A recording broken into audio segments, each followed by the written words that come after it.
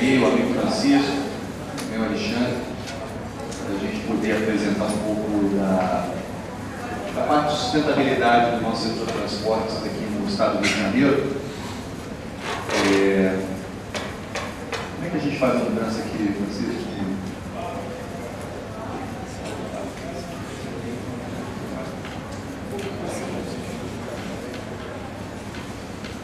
Vou mostrar aqui para vocês um pouquinho da estrutura da Petransport, não sei se todos conhecem.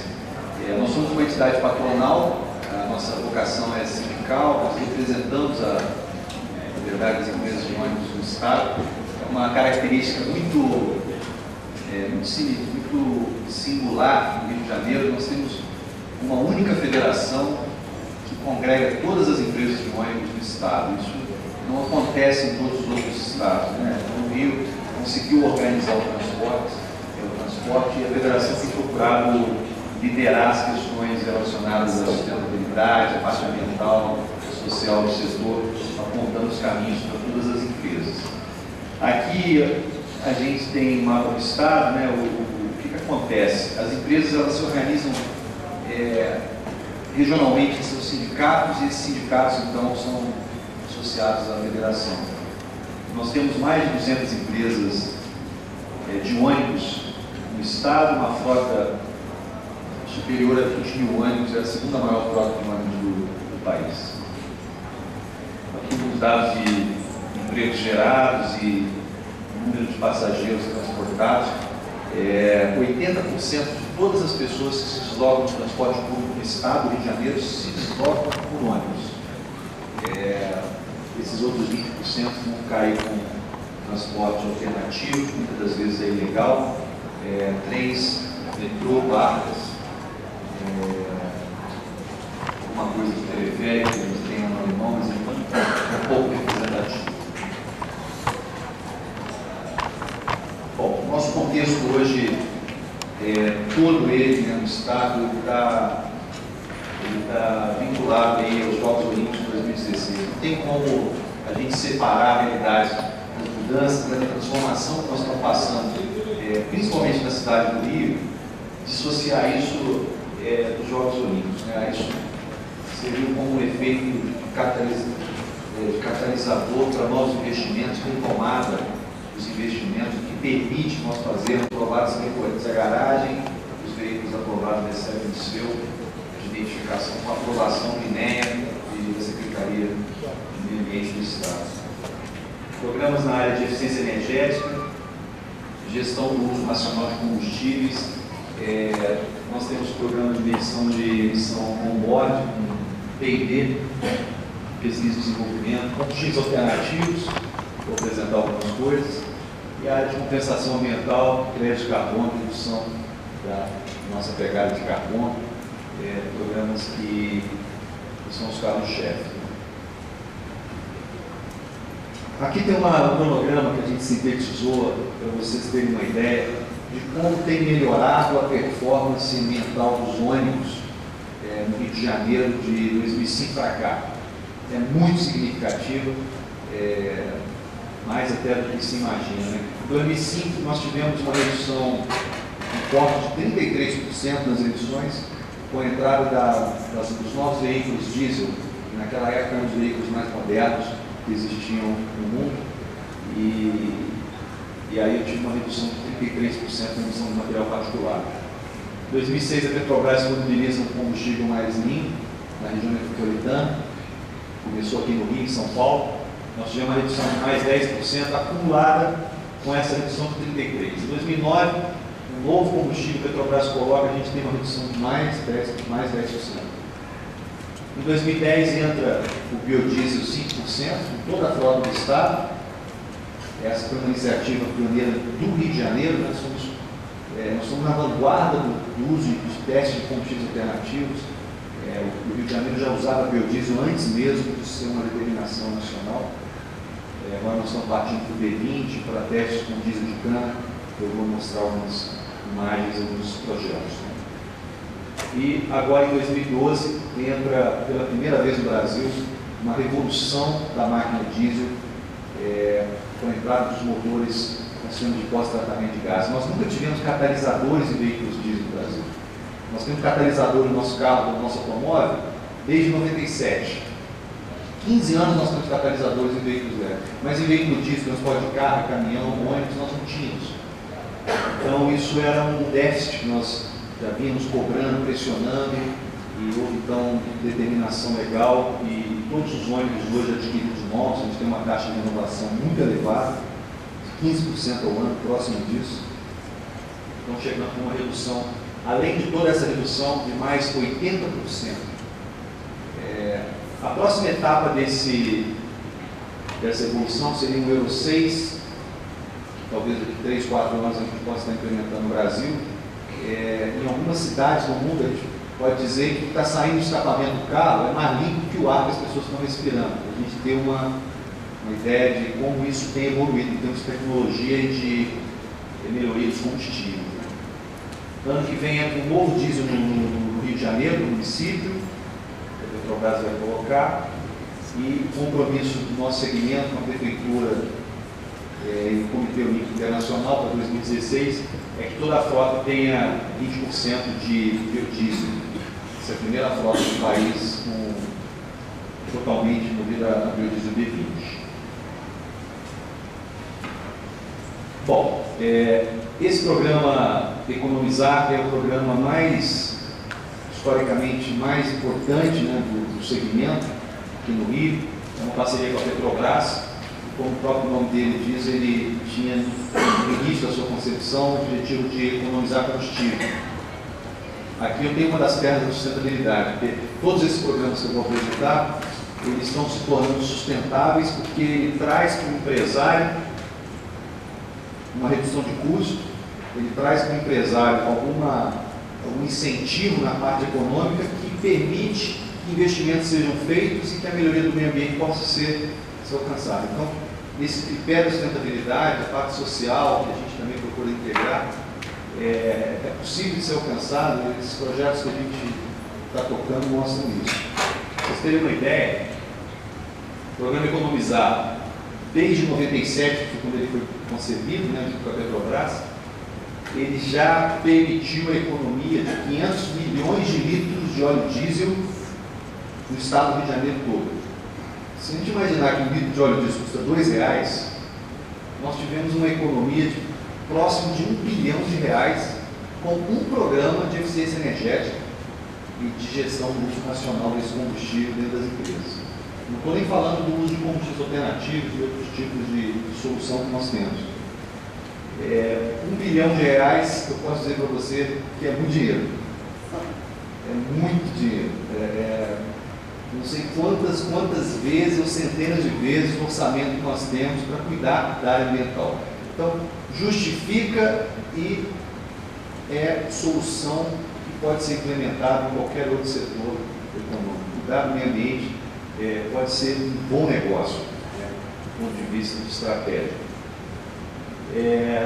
O que nós fizemos? Nós, então, em 97, começamos esse programa, ele se tornou bastante conhecido até nacionalmente, foi estendido para todos os estados do país, nasceu aqui, foi levado para todos os estados, né? Nós sentamos, então, com a secretaria, na época, que era secretária aqui do Estado do Meio Ambiente, e nós não tínhamos uma boa relação pessoal com o Mink, ele, outrora, ele era militante contra o transporte público, para quem acompanha e gosta dele, nós gostamos muito dele. Ele brigava muito com a gente, ele ia para a rua e chamava a imprensa e, por causa dos escapamentos deles que saía fumaça, eles botavam batata nos ônibus, no escapamento, para impedir a fumaça, o motor corria, o carro ficava parado no meio da rua, era uma guerra, né? Mas então nós sentamos juntos, vocês veem, nós saímos de uma fase de muito problema, né, com o poder público, com os parlamentares, e nós sentamos juntos para costurar um convênio que nós chamamos hoje de Convênio Selo Verde, que é um programa de gestão ambiental de toda a frota, onde os veículos têm compromisso de estar sempre dentro dos padrões ambientais e dentro dos padrões ambientais mais rígidos do que os da legislação vigente. Isso é uma das exigências também do MIN. Nós usamos padrões de análise dos veículos mais rígidos do que os objetivos das resoluções do CONAMA. E os veículos aprovados, eles então recebem esse selo. Esse convênio ele tem várias metas. Eu tenho meta clara no convênio de redução anual de material particular, do CO2, metas claras de redução do consumo de combustível da frota, e eu tenho também a implementação da parte de redução da emissão de poluição sonora também. Você quer a imagem do selo? Não sei se vocês já tiveram a curiosidade de ver os para-brisas dos ônibus. Vocês podem estar atentos, vocês vão ver que os ônibus têm esse selo, na parte de trás dele tem data de validade, e é um selo endossado pelo INEA, Petrobras é parceira, e a Secretaria do Meio Ambiente. O projeto tem dado muito certo. Aqui o lançamento, aqui os termos oficiais do convênio, isso aqui é um credenciamento que a FETransport, todas as suas empresas têm junto com o INEA para fazer as medições. Nós somos acreditados com todos os equipamentos homologados pelo INEA, enfim, para poder ter esse tipo de acreditação. E os termos de compromisso de cada uma das empresas. Então, são 208 empresas que foram sensibilizadas, uma a uma, em visitas individuais, com o empresário, da importância de se cuidar da gestão das emissões de gases poluentes, de cada uma delas, demonstrar a questão da viabilidade econômica, de se cuidar, de se gerir, né? Nós fomos amarrando uma a uma até chegar à totalidade. E esses documentos, eles têm metas de cumprimento da parte das empresas, contrapartidas. Um trabalho muito longo, extenso, mas que hoje a gente vai mostrar alguns resultados em termos de gráficos, para vocês verem como que isso tudo contribuiu. Bom, essa é uma ferramenta muito interessante. Nós fizemos o seguinte: nós pedimos à Petrobras para nos fornecer uma ferramenta via web de gestão, banco de dados, com emissão de dados de relatórios consolidados, todas as emissões de todos os veículos, de todas as empresas, por município, estado, por bacia aérea. Se quiser saber como é que está a frota lá no município de Caxias, hoje, em relação ao que foi medido essa semana, o sistema me mostra. Eu tenho um equipamento dos técnicos, além do equipamento de medição de gases, que é computadorizado, digital, da unidade móvel ambiental, que circula.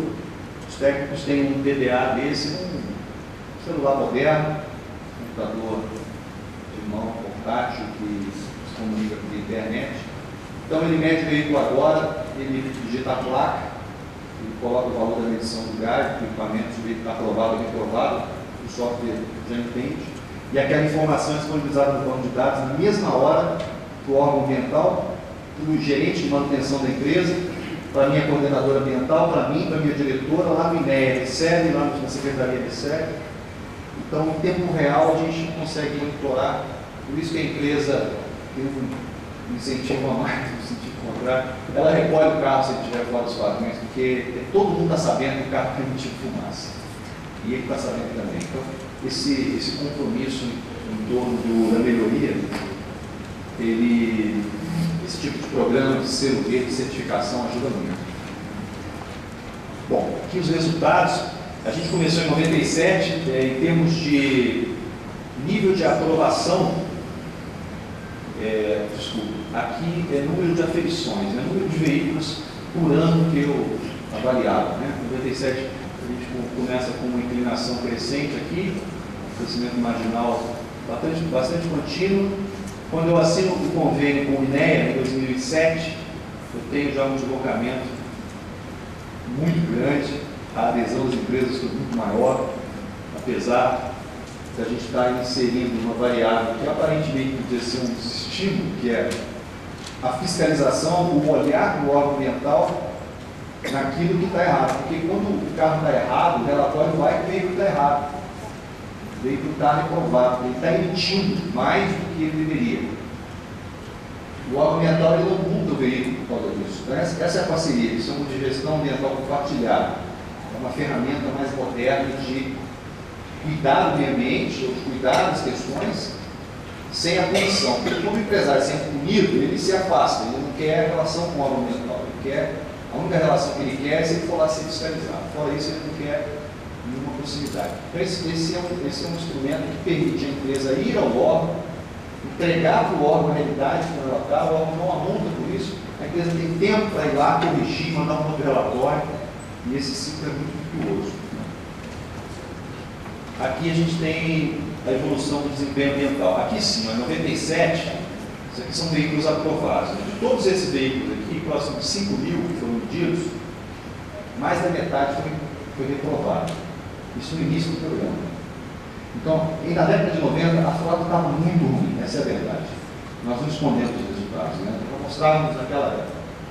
E esse ganho de melhoria, de desempenho, de aprovação dos veículos vem crescendo anualmente. Nós estamos hoje com cerca de 94%, 95% de aprovação, que é 2010. Ano passado a gente teve 95%. E os resultados anuais, em termos de redução do material particulado, de emissão, né, de CO2, bastante expressivos. Bom, outra frente que a gente não abre mão lá hoje é os testes e incentivo e a massificação do combustível alternativo. Todos esses combustíveis que vocês estão vendo, nós testamos. Estamos testando e estamos usando dentro daquilo que é viável. E algumas soluções tecnologicamente não são viáveis ainda. Por exemplo, gás natural. Gás natural para automóvel de passeio, talvez alguns aqui tenham um carro com gás natural. É uma solução bem mais madura e comercial. Não sei se é tão ambientalmente correto como deveria, se é tão barato como deveria, mas é uma solução que você consegue numa loja colocar, numa convertedora. Né? Agora, gás natural para ônibus, você não tem uma convertedora para ir lá e colocar gás. Você tem que comprar um ônibus importado da Europa ou dos Estados Unidos, trazer para cá para você poder usar. Então, você tem como, mas você não tem tecnicamente a viabilidade daquilo. Não dá para imaginar você comprar um veículo importado para usar. Não é real. Não é real. Você tem que dar manutenção, você tem que ter um xerifado de peças, você tem que, enfim, entender daquela tecnologia. Mas nós testamos, nós temos testes com todos os veículos a gás, com todos os veículos com biodiesel, tipo de óleo diesel diferente. Nós estamos testando agora diesel de cana, vou mostrar uns slides, que é a nossa grande aposta. Não só nossa, mas montadoras também, e os produtores da área de biocombustíveis. Né? Para vocês terem uma ideia, o que é o diesel de cana? Você tem a cana-de-açúcar que produz sacarose, o caldo da cana, isso é fermentado no processo de fermentação natural, isso já é feito há milhares e milhares de anos, vinho, né, que é produzido por fermentação, sacarose fermenta naturalmente e produz álcool. A cana-de-açúcar, o álcool que a gente usa no nosso automóvel é isso. Né? Então eles desenvolveram, uma empresa americana, uma levedura que fermenta a sacarose, em vez de produzir álcool, produz diesel. E um diesel de altíssima qualidade, melhor que o diesel e melhor do que diesel de petróleo. Uma solução que está sendo implementada no Brasil porque nós somos líderes em termos de produção de cana-de-açúcar. Né? A produtividade brasileira, a sustentabilidade do programa de combustível de biomassa no Brasil talvez a sustentabilidade seja uma das melhores do mundo. Poucos outros países fazem como nós fazemos. Alguns produzem mais combustível renovável, mas não com a sustentabilidade agrícola, sustentabilidade econômica, produtiva como nós, né? Com exceção do biodiesel, que aí acho que a gente perde, porque nós estamos produzindo de soja, aí a questão de produtividade é muito baixa. Mas o diesel de cana é a nossa grande aposta, vou mostrar rapidamente. A gente tem veículos elétricos, nós estamos testando ônibus que trabalham com tecnologia híbrida. Ele é meio elétrico e meio motor de combustão interna. A eficiência energética do sistema como um todo é muito melhor e a redução do combustível, do consumo de combustível também é muito significativa. Então é uma frente nova que os países estão usando. Em Nova York a cidade de Nova York tem 1.800 ônibus híbridos. É uma frota gigantesca. Londres agora, por conta dos Jogos Olímpicos, está implementando boa parte da sua frota vai para ônibus híbridos e nos próximos anos a ideia é que toda a frota seja de ônibus híbridos. Então é uma tendência que a gente está procurando acompanhar. O ônibus híbrido é o seguinte, você tem um motor. Como é que funciona o automóvel hoje? Eu tenho um motor de combustão interna que queima o combustível e no final tem um eixo motriz que gira. Eu pego aquele eixo motriz, boto uma caixa de marcha, para poder ter variações de torque e de velocidade. Essa caixa de marcha sai um outro eixo que liga na roda no veículo anda. O veículo híbrido tem várias configurações diferentes, mas de forma bem simplista, eu tenho um motor elétrico que está ligado na roda do veículo. Eu tenho um motor de combustão interna pequenininho, que é um gerador de energia elétrica. Ele gera energia elétrica, carrega as baterias, e essas baterias alimentam o motor elétrico. Então, é um motor de combustão interna que não é para girar o eixo do motor, o eixo da roda. É só para gerar energia elétrica on board. Existem outras configurações onde o motor de combustão interna também aciona a roda, mas em termos mais simples é isso.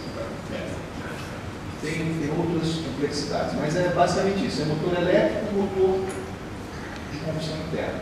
Só que, quando eu boto o motor elétrico no veículo, eu tenho uma eficiência do uso da energia 3 vezes maior do que a energia que eu preciso gerar motriz através de motor de combustão interna. Então, se fala que um motor de combustão interna ele entrega lá na ponta do eixo em torno de 20% de energia útil, 20% da energia química que eu queimei. Então, eu tenho lá o combustível para produzir 100 unidades de energia química, que se transformou em energia térmica, 100 unidades. O que vira este motor para funcionar? 20 unidades. O motor elétrico se entrega 100 unidades e ele te transforma em motriz 90. Então a eficiência do motor elétrico é espetacular, por isso que é uma alternativa. Tá? Bom, aqui alguns programas que nós fizemos, nós testamos com a Petrobras o diesel mais limpo em 2009, foi o único experimento no Brasil com esse tipo de combustível. Medimos efetivamente a redução de 90% do...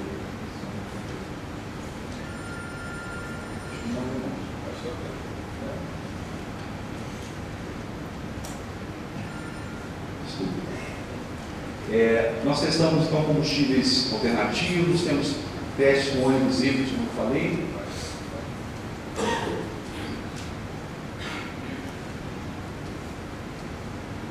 Pode passar aí? Não vai não, Francisco.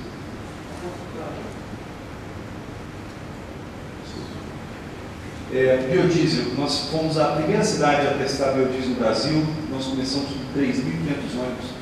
Não sei se vocês se recordam, na época do Pan-Americano, 2007, toda a frota do Pan-Americano utilizou biodiesel, não tinha nem ainda obrigatoriedade de usar biodiesel no Brasil. O Rio de Janeiro já estava saindo na frente. Até o nome do programa era esse, de marketing, né? O Rio de Janeiro sai na frente. Depois a gente, 2 anos depois, lançou o biodiesel V20, aí o tema, o Rio de Janeiro anda na frente.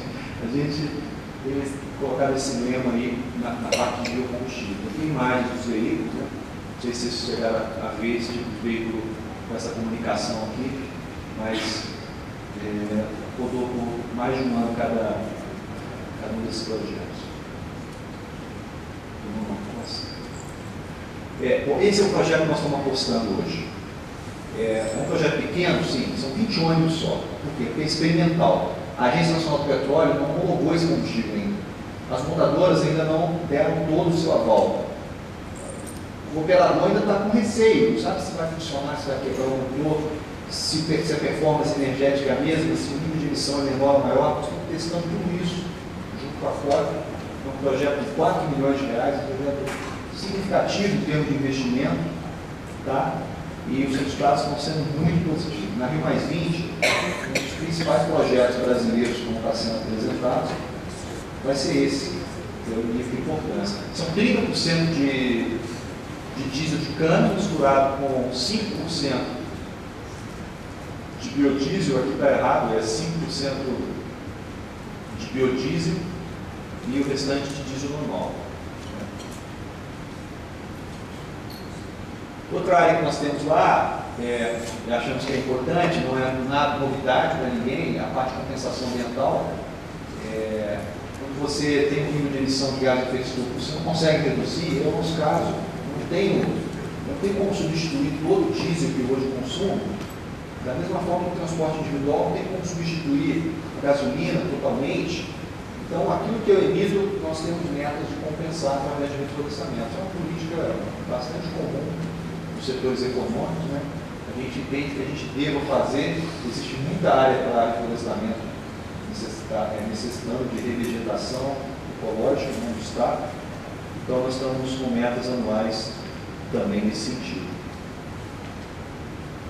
Bom, aqui é a nossa grande vitrine hoje, a grande novidade, né, que nós implementamos em 2009. Nós estamos trabalhando muito intensamente o que a gente chama de Centro de Serviços Ambientais.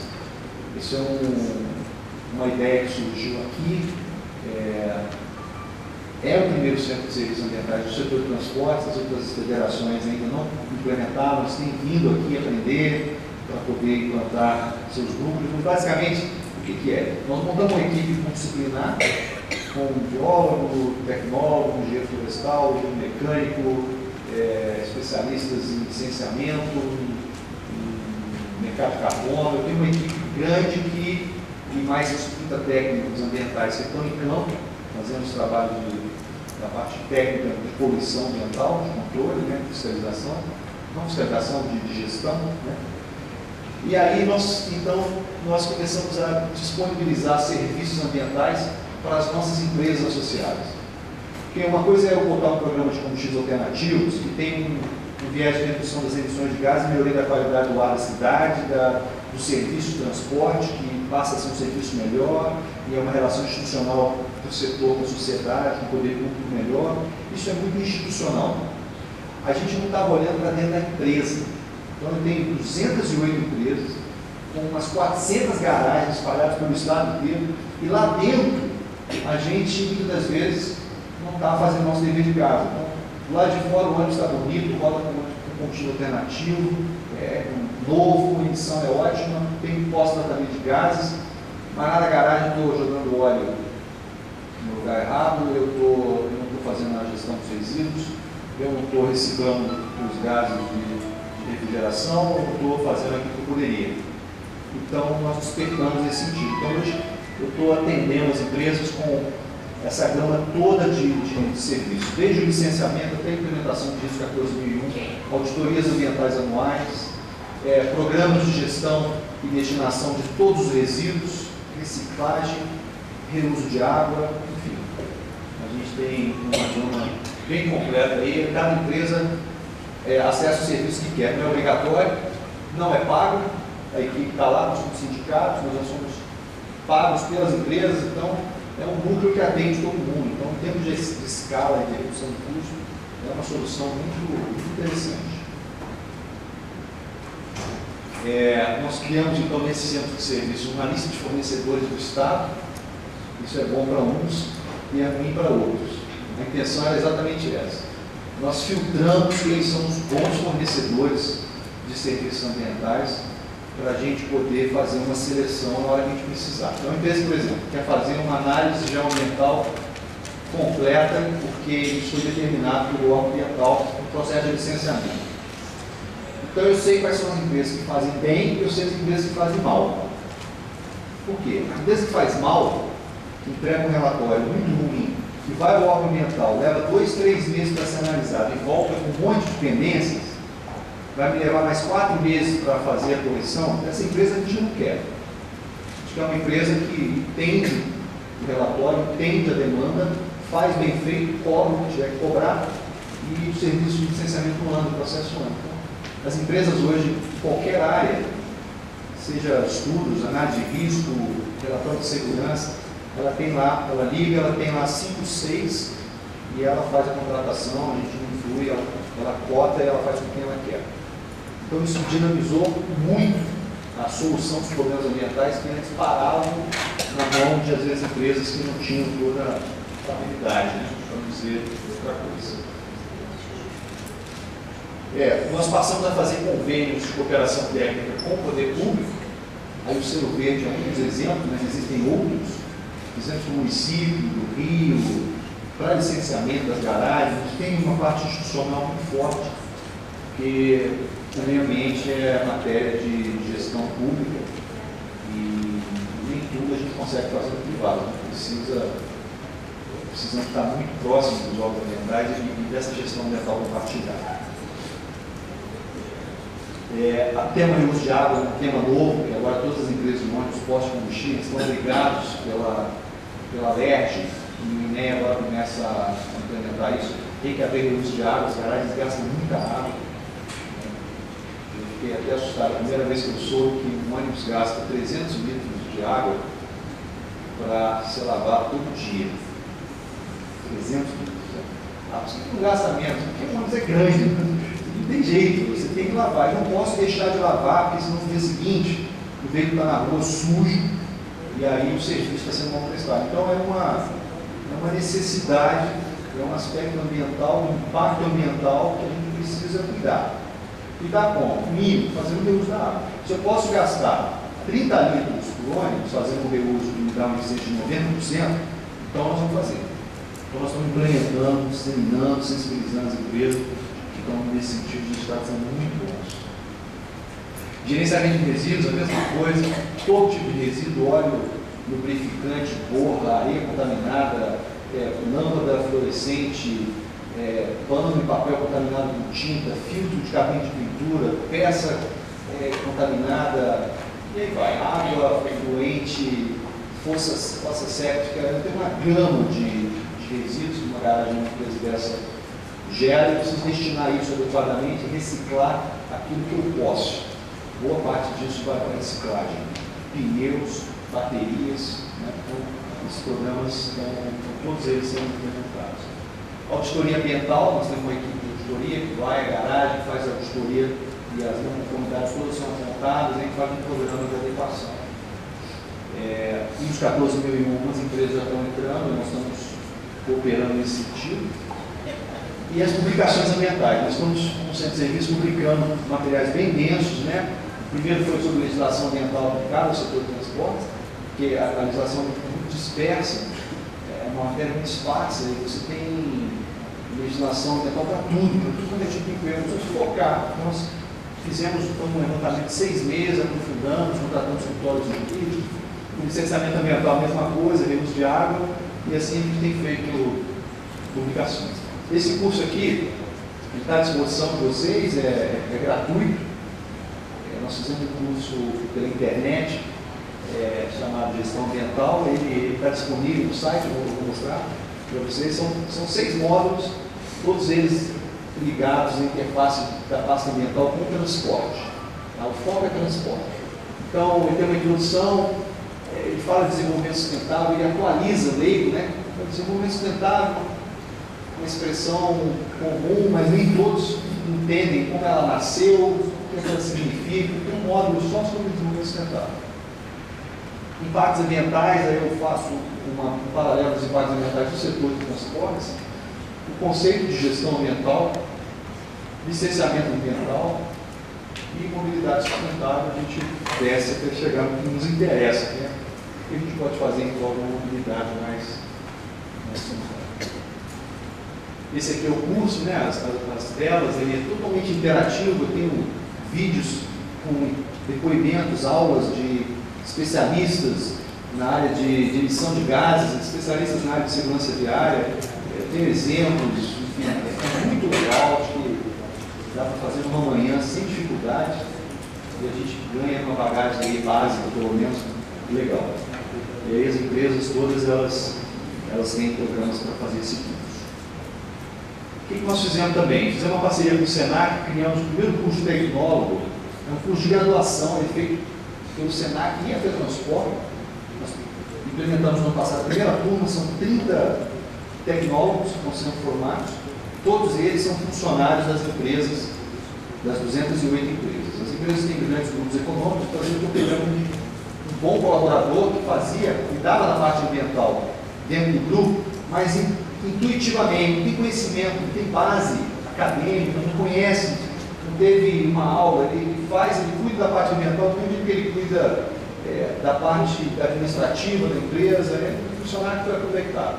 Então, essas pessoas que já têm um certo nível de cuidado, com a parte ambiental da empresa, elas são trazidas, elas vão ser formadas, então nós vamos ter uma disseminação de profissionais que vão cooperar para a melhoria do desempenho ambiental do setor. Em breve, no ano que vem, nós estamos com 30 formandos. Aqui são eles, em visita de campo, enfim. A gente dá muitos treinamentos, palestras, como nós estamos aqui hoje, tem uma área voltada para isso, e as publicações, cartilhas, enfim, muito material, muito mais do que isso está focando no slide, que a gente produz anualmente, em parceria com os municípios, com as empresas.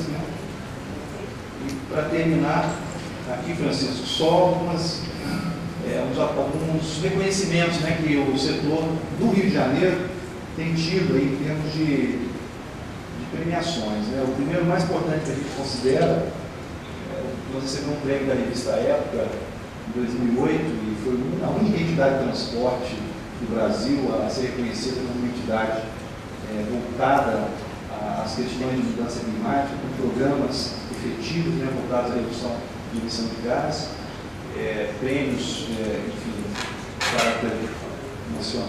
Então, eu queria agradecer a oportunidade e estou à disposição para respostas.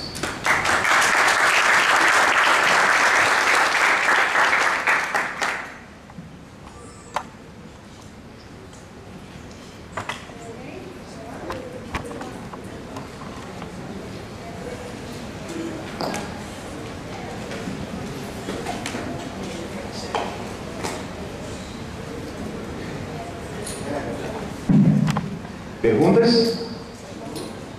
Guilherme, sobre o diesel da cana, você ficou de fazer algumas observações. Você sabe se o poder calorífico dele é muito maior que o diesel, comparativamente? É uma boa pergunta. O poder calorífico é praticamente o mesmo. É um pouco menor, um pouquinho menor. Mas ele tem algumas características de número de cetano, que é uma característica específica, mas ele está relacionado à capacidade de detonação do combustível. É como a octanagem com a gasolina, não é a mesma coisa. Como se fosse, quanto mais octanagem, melhor a gasolina. No caso do diesel, é cetanagem, nível de cetano. Esse diesel tem um nível de cetano melhor.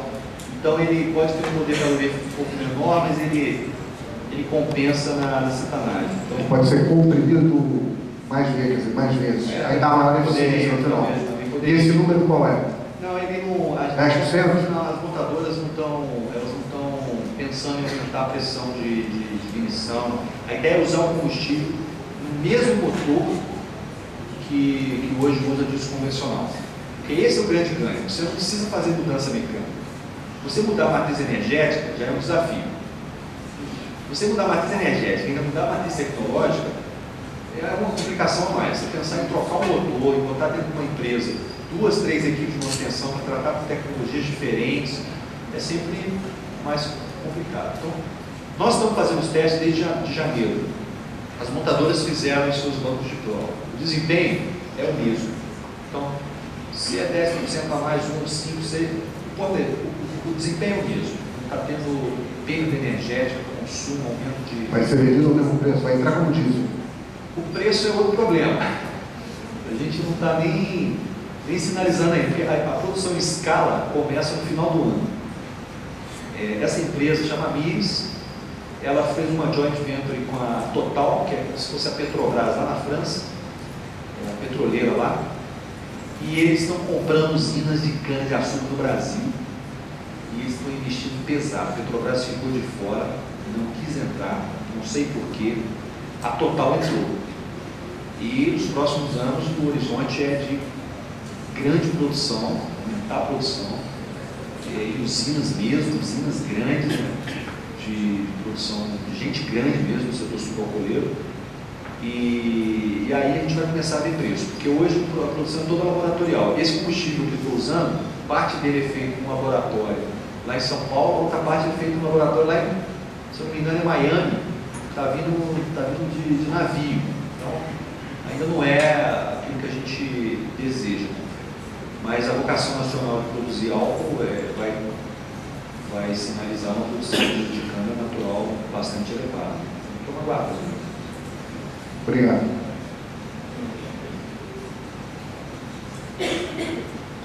Por favor, você falou em bacias aéreas, né?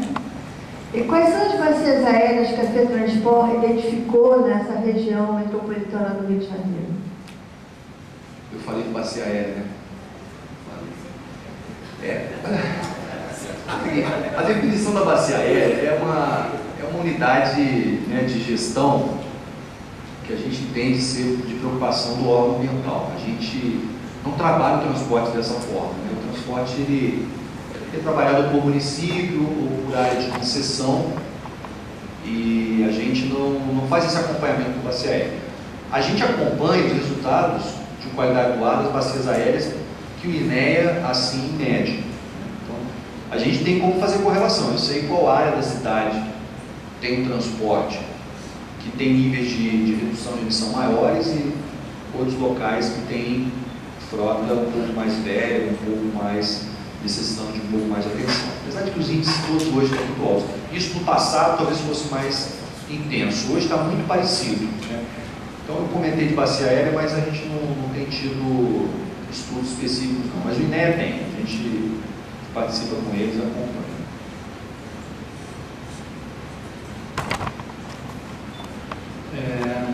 Primeiramente, parabenizar você, porque realmente é impressionante, né, os dados que eu mesmo nunca tinha ouvido falar desse selo verde, né, e dessa qualidade, né, no transporte nosso urbano.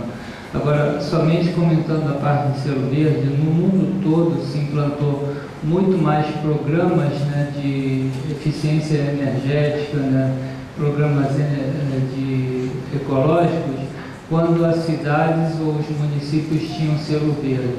No mundo todo, isso fez o empresário realmente ter atitudes em prol do ambiente muito maiores do que quando você simplesmente só fiscaliza ele, né? E no Rio de Janeiro, o Eduardo Paes, quando ele foi secretário municipal, ele lançou o selo verde do nosso município. A nossa empresa, Tropflora, que é da área de serviços de plantas ornamentais, a gente foi a primeira empresa que teve o selo, teve a distribuição no evento, mas isso está engavetado lá numa secretaria na SMAC, né? E eu acho que o Estado implantando o Rio de Janeiro e o município, nós vamos ter resultados muito mais expressivos de outros setores, porque realmente vocês estão totalmente parabéns.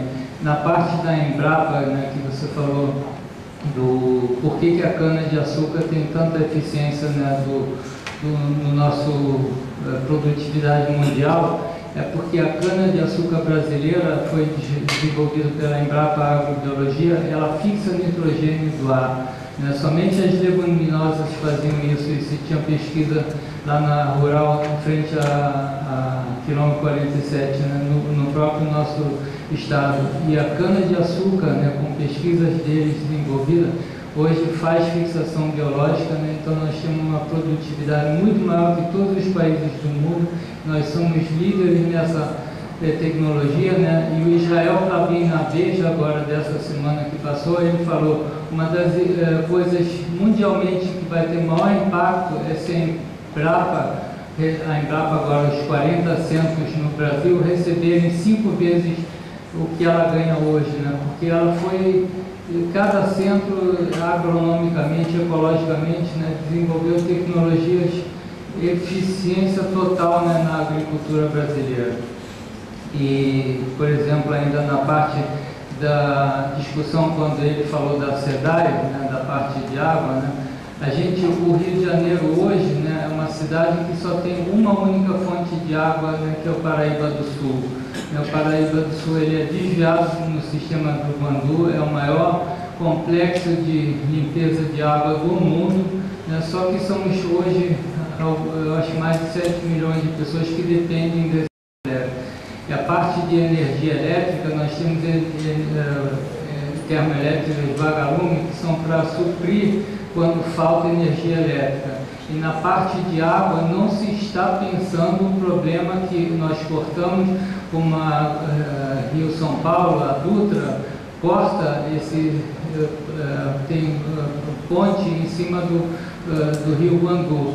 Há 15 anos caiu um caminhão com ascarel, que era um produto cancerígeno, e se fechou 15 dias ou 20 dias o Guandu. Eu quero ver hoje fechar o Guandu por 20 dias e ver o que vai acontecer. Então o Rio de Janeiro tem desafios imensos, mas o selo verde, né, e eu acho que a gente, na parte ambiental, desenvolvendo uma série de locais que nós temos represas obsoletas, por exemplo, Parque da Pedra Branca, o maior parque urbano do mundo. Lá nós temos 3 represas que estão totalmente sem utilização praticamente, e a cidade teria ou poderia reativar elas, porque seriam pequenos pontos para abastecimento. Uma cidade de 7 milhões de habitantes depender de uma única fonte de água, né, é uma coisa muito, muito perigosa. Obrigado.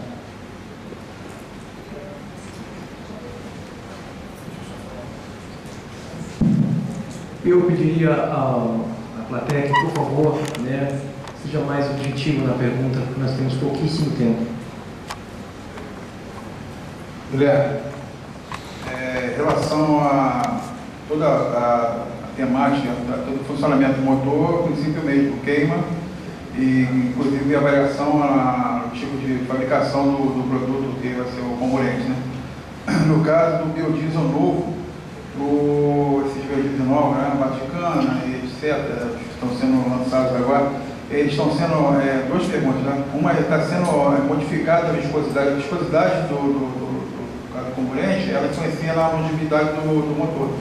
Então, no caso, a viscosidade está sendo afetada diretamente. Pergunta meio que eu estou te fazendo.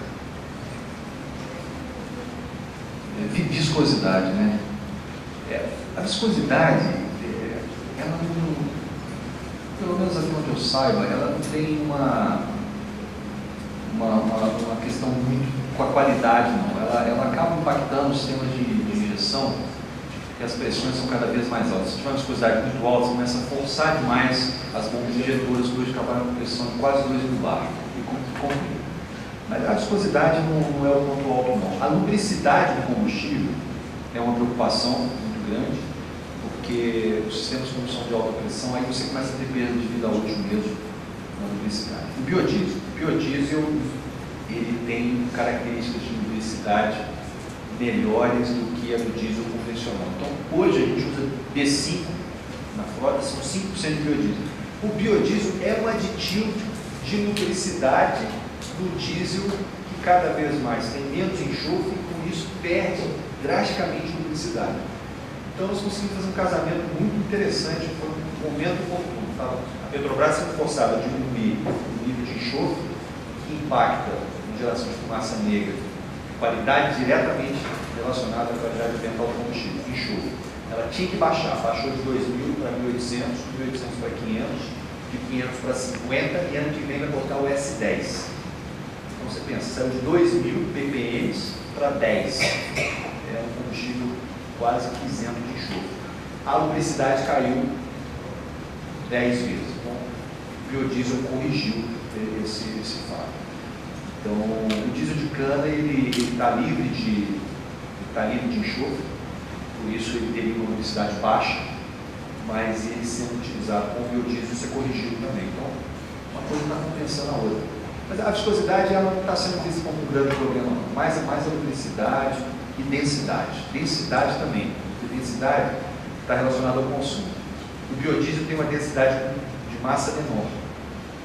Então, como a bomba injetora injeta volume, não existe um dispositivo mecânico no motor diesel que meça a massa do que eu estou injetando. É volume. Então, se o meu volume tem 10 unidades de massa, eu vou ter uma quantidade de energia proporcional. Se o meu volume injetado tem 8 unidades de massa, eu vou acabar tendo uma energia menor e vou ter a questão do poder calorífico. Por que o biodiesel tem poder calorífico menor? Porque ele tem densidade menor. E ele tem uma molécula de oxigênio a mais, que não é uma molécula que, quando quebrar, vai gerar energia. Então, na fisicoquímica das coisas, a tendência é que as coisas fiquem próximas e parecidas. Então, não temos muito problema com esses aspectos aqui agora. A parte de poluição, ela está ligada diretamente também nos veículos, tanto a combustível normal, gasolina, quanto ao diesel, parte de manutenção. A FETranspor, ela atua diretamente nos quadros de fiscalização de manutenção das empresas? Então, esse é o programa Circuir. Nós não temos acesso, porque a nossa equipe faz um trabalho de gestão ambiental da frota e a gente faz a gestão do uso racional do combustível. Agora, a responsabilidade de fazer a correção, a manutenção corretiva e a preventiva é da empresa. Por que ela faz? Ela faz porque ela está sensibilizada, a parte ambiental, a consciência ambiental cresceu, mas ela faz porque ela tem economia. Então isso já está mensurado. Um veículo que hoje, nós fizemos um trabalho com a Petrobras que mostrou isso, um veículo que hoje está emitindo um nível de opacidade de 3,5 e o nível permitido para ele é 1,5, se ele reduzir de 3,5 para 1,2 e ficar enquadrado ambientalmente, está dentro da especificação da montadora e do CONAMA, esse veículo está economizando 8% de combustível. Isso medido. 8% de combustível no final do ano dá quase R$3.000 a mais, a R$6.000 de economia. Então justifique qualquer manutenção corretiva. Eu recolher o ônibus, eu estou com um funcionário lá, mecânico à disposição, se não tem nada para fazer, ele tem que trabalhar. E aí eu faço, troco um filtro, gasto R$300 e economizo R$6.000. Então, a conta ela é muito favorável ao cuidado, tanto com o meio ambiente quanto com a máquina. Então, esse casamento aí foi muito bom. Eu fiquei muito bem impressionado com a sua palestra, com os resultados, e queria saber se eu poderia acessar as publicações de vocês, os cursos, tudo, posso conseguir? O site da federação, acho que eu não mostrei, mas é www.fetranspor.com.br. Todas as publicações, todas, estão lá. Estão lá online? Online, publicações em PDF, você pode baixar. Essa apresentação está disponível, Francisco, para vocês. E qualquer outra informação, basta ligar lá para nós, a gente tem... Eu não vou ter o telefone aqui, eu vou entrar em contato, porque eu quero depois fazer uma dobradinha com vocês aí. Agora, eu queria só comentar rapidamente a questão da segurança do sistema Guandu. Em relação ao acidente no Guandu, nós temos uma preocupação maior com o acidente no Rio Queimado, Poços e Ipiranga, que eles entram na composição da tomada d'água do Guandu. E eles são rios muito poluídos, eles têm uma característica que o Guandu não tem, eles são muito pequenos, extensão pequena, então qualquer acidente, eles são sujeitos ao mesmo tipo de acidente rodoviário ou ferroviário que pode acometer o rio Guandu, só que eles estão muito mais próximos da captação, então qualquer acidente neles chega muito mais rápido e exige uma capacidade de reação muito rápida e emergencial para evitar algum problema de paralisação. O Guandu a gente tem mais tempo para tomar providências e evitar que isso cause problema de abastecimento.